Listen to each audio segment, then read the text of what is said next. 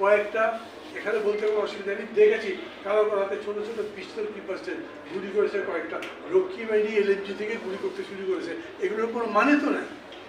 এই ধরনের infantile disorder করা খারাপ। এই ধরনের শিশু বালখিল্যতার মধ্যে আমরা যাব কেন? আমরা বুঝে শুনে যাব যাতে সত্যি সত্যি বদলটা করতে চাই। এখানে ধরেন হেলথ পলিসি কী হওয়া উচিত সেটা অনেক বিতর্ক হতে পারে। আমেরিকা একরকম করে, ইংল্যান্ড একরকম করে, ইউরোপের বিভিন্ন দেশ অথবা স্ক্যান্ডিনেভিয়ান কান্ট্রি তাদের নিজেদের মতো পলিসি আছে।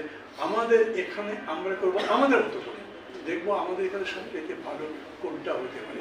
আমরা যেমন মনে করি, আমি যেমন মনে করি হতদরিদ্র মানুষদের বিনা পয়সায় চিকিৎসা দিতে হবে, ওপেনে থাকতে হবে। এই পলিসির মধ্যে এটা নাই, কিন্তু তারা বলেছেন 5% of the GDP অথবা 15% of total budget national resources ওটা। আমি মনে করি যে দুটো জিনিস তো একই রকম হয়, তবে এই অ্যালোকেশনটা ভালো দরকার। এবং তার সাথে সাথে ফরাদ ভাই যেরকম করে অন্যান্য জিনিসগুলো বলছে সেটাও যুক্ত করা যেতে পারে। এইবারে হয়তো পারবেন এরকম আমার মনে হয় না, কিন্তু এই লড়াই শুধুমাত্র হেলথের প্রশ্নে না, আমি মনে করি সামগ্রিকভাবে এই লড়াইটা এখানেই থেমে যাবে, এইরকম করা চলবে না। আমি আপনাদের কাছে বলি, বাংলাদেশ এসেনশিয়ালি মধ্যবিত্তদের দেশ, মানে যারা সরবরাহ বিপ্লব করেছে আমাদের দেশে শেষ পর্যন্ত সরবরাহ তো খুঁজে পান না, চেতনার দিকেও পান না, ইকোনমিক্যালিও পান না। মধ্যবিত্তরাই তো সরবরাহ লড়াইটা করেছে। মধ্যবিত্তরা প্রায় সব প্রগতিশীল লড়াই এই দেশে করেছে অতীত থেকে এই পর্যন্ত। আমি যাই হোক ওই ক্লাস কোয়েশ্চেনের বিতর্কের মধ্যে যেতে চাচ্ছি না। আমি বলছি যে আপনারা যারা আছেন প্রায় সবাই মধ্যবিত্ত, বুঝতে পারেন, শিখতে পারেন, পড়তে পারেন। আপনাদের বুঝতে হবে এই অভ্যুত্থান অথবা বিপ্লব, একে যে নামে ডাকে, আমি বিপ্লব বলি না, কারণ আমি মনে করি যে যেটা শ্রেণীগত করে পরিবর্তন হয়েছে।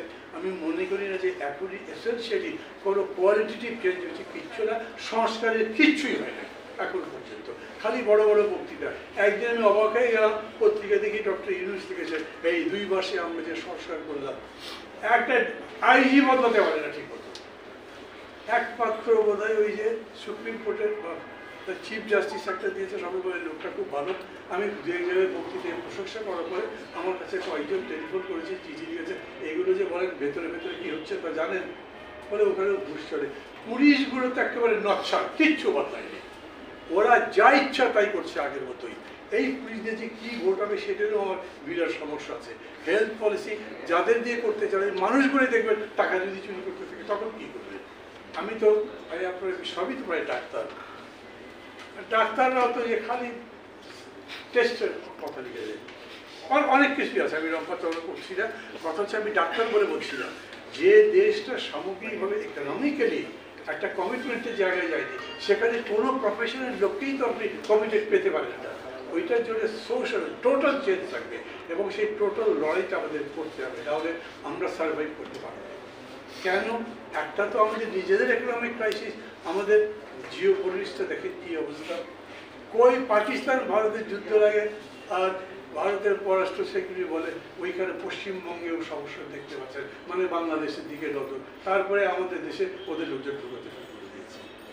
এইরকম চতুর্দিকের আক্রমণের মুখে আমাদের যত বেশি ঐক্যবদ্ধ থাকতে হবে, সচেতন থাকতে হবে এবং বুঝে শুনে লড়াইটা করতে হবে। আমি মনে করি সে